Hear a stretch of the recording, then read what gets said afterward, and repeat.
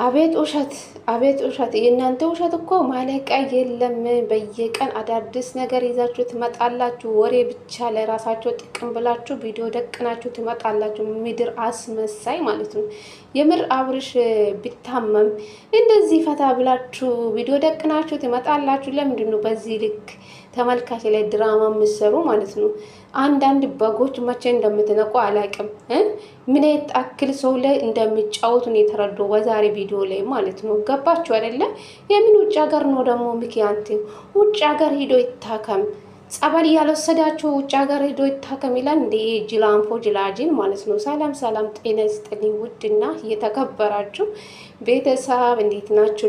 ደህና ናችሁ? እኔ ደህና ነኝ እግዚአብሔር ይመስገን ብያለሁ። የኔ ውድ ቤተሰቦቼ ለዚህ ቤት አዲስ ከሆናችሁ ላይክ፣ ሼር፣ ሰብስክራይብ በማድረግ አበረታቱኝ ለማለት ፈልጋለሁ። የኔ ውዶች፣ የኔ እንቆች ማለት ነው። እንግዲህ ዛሬ ዳፍና ሚኪ አንድ ላይ ነው የመጡ። እውነት ለመናገር ይሄ ቪዲዮ ጠዋት ነው የተለቀቀ። ቤተሰብ ልክ ዩቱብ ላይ ሲገባ ቪዲዮ ከፍቼ ለማየት ሲገባ ፍራይ ቤት ገባ ማለት ነው። ይሄ ቪዲዮ ማለት ነው ጠዋት 3 ሰዓት ነው የተለቀቀ በኢትዮጵያ 3 ሰዓት ማለት ነው።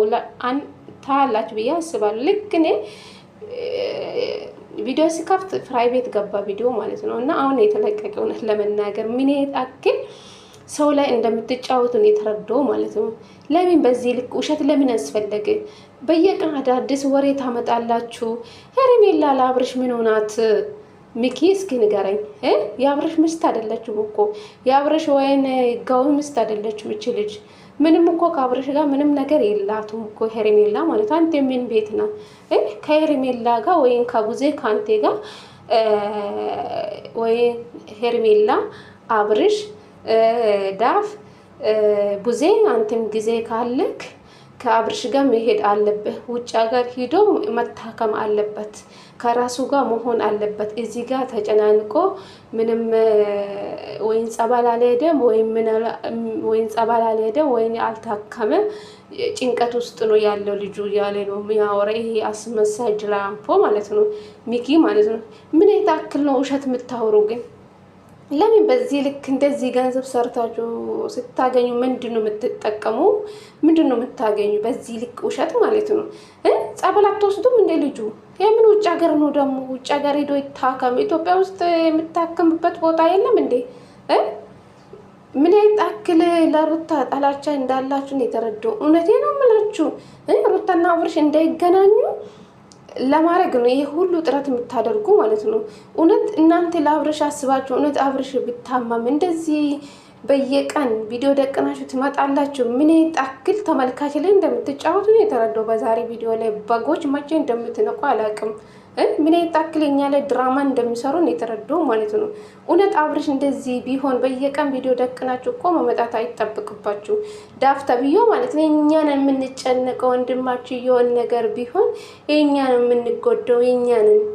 ኧረ እባክህ የምር ነው እንዴ? በጣም ነው የምትጎዱ። በጣም ነው እንዴ ዳፍ ቡዜ የደገመች ቃል ነው። እሱም ዛሬ መልሶ ደገመ ማለት ነው። አያችሁ ሩታ አንቺም እኮ የራስሽ ህይወት ትኖራለች፣ ሄርሜላም የራሷን ህይወት ትኖራለች። እኛንን በጣም የምንጎዳው የኛ የምናጣ ወንድማችን ነው። እናንተ ምንም አትሆኑ። ኧረ እባካችሁ የተወለደ ልጅ አይጎዳም እንዴ?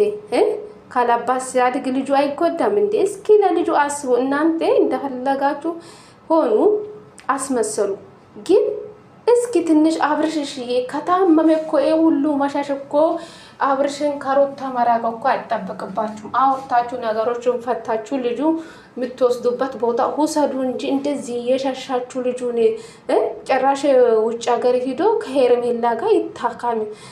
እዚህ ሆኖ በጣም የተጨናነቀ ነው፣ ነፃነት የለም።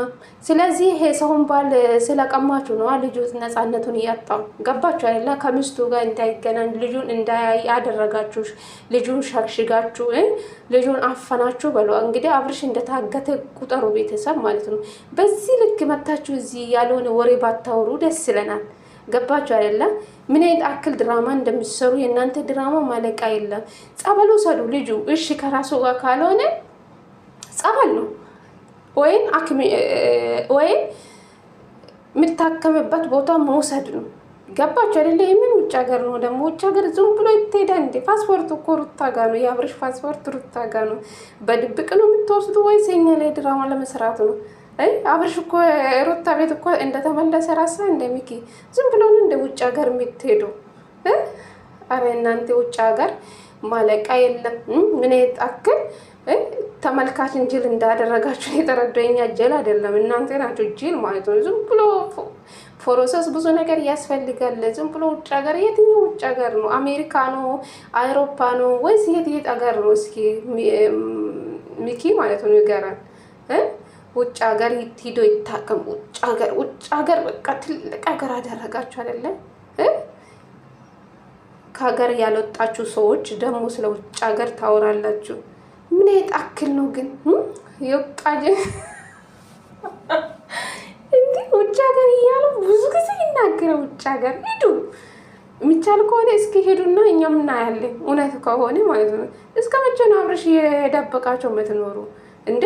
ሩታን ዛሬ ያገናኙም ብላለች። እንግዲህ ዳርም እንግዲህ ሩታ ወይም በራሷ ቤት ትመጣለች ወይም በአብርሽ ቤት ቪዲዮ ይለቀቃል። ጠብቁ ምን አይነት ጉድ እንደሚፈጠር ዛሬ ማለት ነው።